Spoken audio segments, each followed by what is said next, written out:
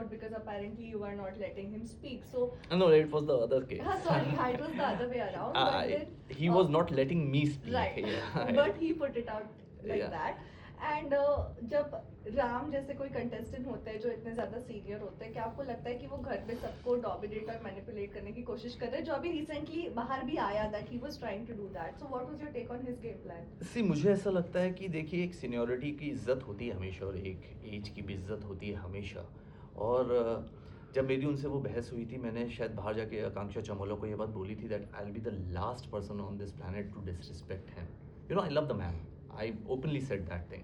मुझे अपूर्वा ने आके बोला कि राम सर बीइंग मैनिपुलेटिव, वो उनको जब चीज़ें चाहिए होती हैं तो वो मैनिपुलेट करते हैं, आपके बारे में भी बोलते हैं। सी जो कुछ भी है it is a part of the game. Ram sir से मेरी बहस इसलिए हुई थी क्योंकि मुझे हमेशा लगता था कि मैं यहाँ पे अपने ओपिनियन भी देने आया हूँ। ऐसा तो नहीं है कि मैं नेक्स्ट सीज़न में फिर से आऊँगा ओपिनियन देने, मैंने उनको ये बात बोली थी। लेकिन वो he is not a good listener. उनका क्या होता है कि आप he is always ready with his answers. So जब आप उनको कुछ बोल रहे हो तो वो ये नहीं, आपको सुन नहीं रहे हैं, he is preparing his next answer. So उस केस में आपकी कॉन्वर्सेशन वन वे नहीं हो सकती, यू नीड टू गिव। उस दिन क्या हुआ था कि he was speaking to Chamola and me and then suddenly I gave some you know I was interacting with him और मैंने सिर्फ सिर हिलाया था, उस पर वो इतना बवाल हो गया कि तूने सिर भी क्यों हिला दिया, I can not speak. I said, I will give my opinions. I'm not a stand here. I'm not a mic stand here who will just be like this and listening to you. But the person he is, the very next morning, he hugged me out. And he hugged me and he said that, I love you. And बहुत अच्छी बात थी कि उस दिन के बाद उन्होंने वो टॉपिक कभी रिविजिट नहीं किया। उस दिन के बाद उन्होंने हमेशा मेरी बात सुनी, उन्होंने मेरे ओपिनियन सुने और उसको importance the. And that's what I liked. मुझे ऐसा लगा कि शायद ये बात मुझे पहले कर लेनी चाहिए थी उनसे। एंड पर ठीक है, आई मीन उनको जब समझ में आया उन्होंने उस चीज़ को फिर से दोबारा रिविजिट नहीं किया। सर आपको क्या लगता है, आपकी जगह उससे पहले किसको निकलना चाहिए था?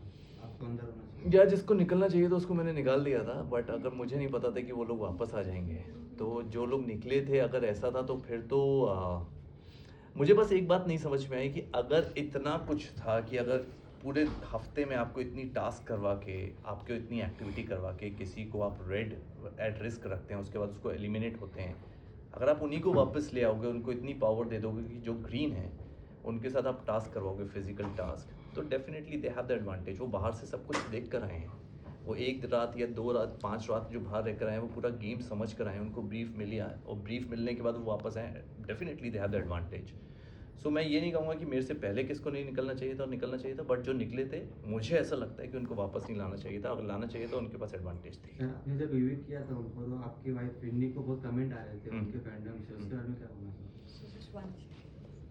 Thank you so much. कि आपने गलत किया? सी when you बाहर, I don't know why people take it very personally. इसमें कोई पर्सनल रीज़न नहीं है, it's a part of the game.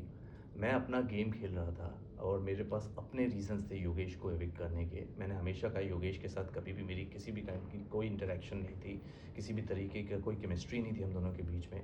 और उसके 2-3 पॉइंट्स ऐसे थे, एक बार उसने बोला था कि सीनियरिटी गई मेरे जूते पर, something he said, not directly to me but he said it and I am one of the seniors there.